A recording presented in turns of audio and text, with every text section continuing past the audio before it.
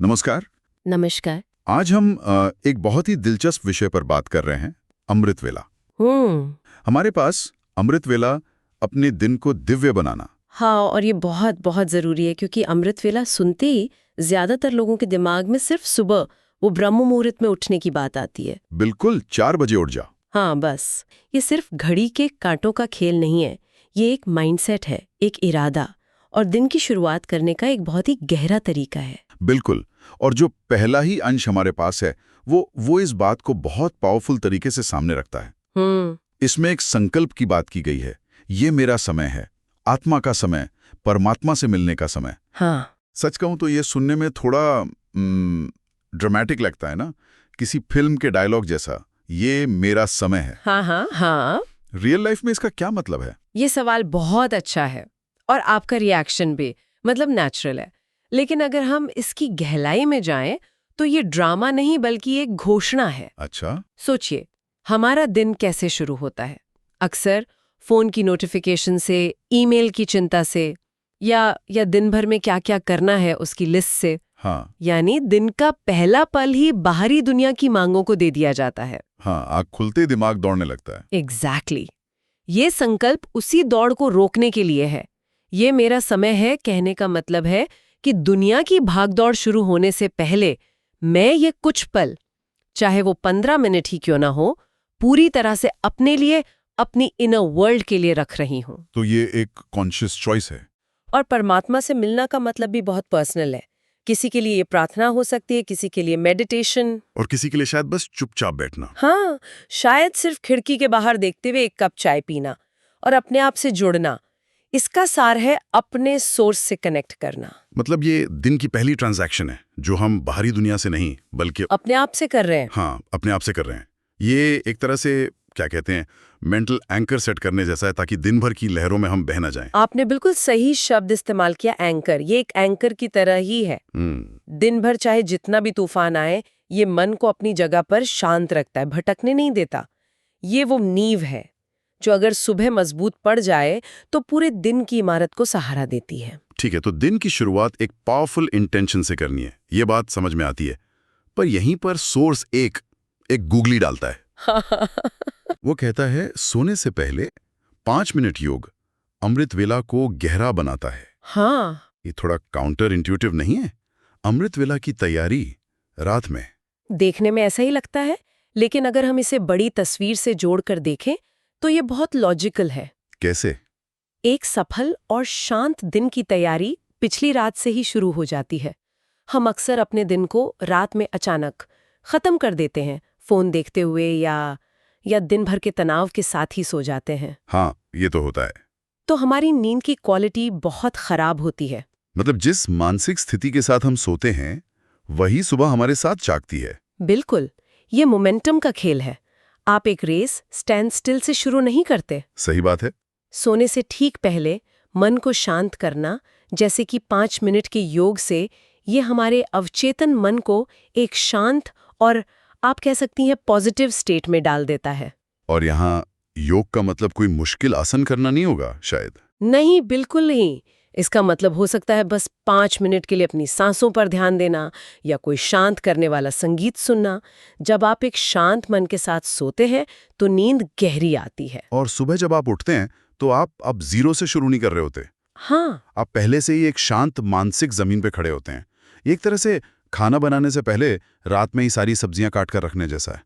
सुबह काम आसान हो जाता है। क्या बेहतरीन एनालॉजी है। बिल्कुल वैसा ही है। अगर जमीन सख्त और पथरीली होगी तो बीज पनप नहीं पाएगा। इसी तरह अगर मन रात में तनाव और विचारों से भरा होगा तो सुबह ध्यान या चिंतन में गहराई लाना बहुत बहुत मुश्किल होगा। सही। रात का ये 5 मिनट का निवेश उस मानसिक जमीन को नर्म और उपजाऊ बनाता है। तो रात की तैयारी मन को शांत करती है और शायद यही शांत मन सुबह उस आंतरिक संकल्प को सुनने के लिए जरूरी है जिसके बारे में सोर्स में आगे बात की गई है। बिल्कुल। क्योंकि मेरे जैसे इंसान के लिए जिसका मन सुबह पहले ही 100 की स्पीड पर दौड़ रहा होता है, अपनी आवाज सुनना ही मुश्किल है। अलार्म की आवाज के बिना तो उठना नामुमकिन लगता है। और आपने बिल्कुल सही पॉइंट पकड़ा। एक शांत मन ही अपनी आंतरिक आवाज को सुन सकता है। यहीं पर अगला अंश आता है जो शायद आज के जमाने में सबसे बड़ी चुनौती है। एग्जैक्टली वही मेरा अगला पॉइंट था। श्रोत कहता है अलार्म नहीं, आत्मा का संकल्प जगाने में अधिक शक्तिशाली है। हाँ, सुनने में ये फिलॉसफी बहुत अच्छी है, पर प्रैक्टिकल लेवल पर मैं अपने बारे में सोच रहा था। मैं भी 3 अलार्म लगाता हूँ और हर सुबह स्नूज बटन से एक जंग चलती है। ये तो सबकी कहानी है। तो ये संकल्प वाली बात मुझे पर्सनल लेवल पे चैलेंज कर रही है।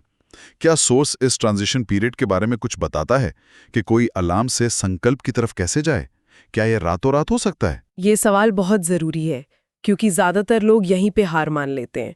और नहीं, ये रातों रात नहीं होता। अच्छा, ये कोई जादू नहीं है, ये एक ट्रेनिंग है। एक ट्रेनिंग है। हाँ, अलार्म क्या है? ये एक बाहरी, अक्सर कर्कश और हिंसक तरीका है हमें नींद से बाहर खींचने का। ये एक तरह का संघर्ष है। हाँ, एक जोल्ट की तरह। बिल्कुल, जबकि संकल्प एक आंतरिक इच्छा है, एक सेल्फ अग्रीमेंट है। पर उस इच्छा को इतना मजबूत कैसे बनाया जाए कि वो अलार्म की जरूरत को खत्म कर दे? इसकी शुरुआत इरादे से होती है। जब आप रात में इस पक्के इरादे के साथ सोते हैं कि मुझे सुबह 5 बजे उठना है क्योंकि वो मेरा समय है, तो आप अपने सबकॉन्शियस माइंड को एक इंस्ट्रक्शन दे रहे होते हैं। ठीक है। शुरुआत में आप शायद अलार्म को बैकअप के तौर पे रख सकते हैं। मान लीजिए आपको 5 बजे उठना है, तो अलार्म 5 का लगाइए। अच्छा। आपका लक्ष्य होना चाहिए कि आप अलार्म बजने से पहले जाग जाएं। धीरे धीरे आप खुद पर भरोसा करना सीखते हैं। आपका शरीर और मन इस नए रिदम के आदी हो जाते हैं। तो ये एक तरह से सेल्फ रिस्पेक्ट की बात हुई कि दिन का पहला एक्शन मैं किसी मशीन के कहने पर नहीं बल्कि अपनी मर्जी से लूंगा। हाँ, ये अपनी चेतना पर कंट्रोल पाने जैसा है। हाँ, ये आत्मस्वामित्व की भावना को मजबूत करता है। अलार्म पर निर्भरता हमें बाहरी चीजों पर आश्रित बनाती है। सही बात है। जबकि संकल्प पर जागना हमें खुद पर भरोसा करना सिखाता है। दिन की शुरुआत ही एक जीत के एहसास के साथ होती है कि आपने खुद से किया हुआ एक वादा निभाया। लेकिन इसमें धैर्य की जरूरत होती है। बहुत। ये एक मसल बनाने जैसा है, समय लगता है। ठीक है, तो मान लीजिए हम संकल्प से उठ भी गए, अब हम ध्यान करने बैठें। सोर्स का अगला निर्देश है किसी भी समस्या को बाबा को सौंपकर मेडिटेशन शुरू करें। मेरे मन में पहला सवाल आता है, सौंप देना क्या है? क्या ये प्रॉब्लम्स को इग्नोर करना है, उनसे भागना है? और ये बाबा कौन है? यहाँ सौंपना, इग्नोर करना बिल्कुल नहीं है, बल्कि पार्क करना है।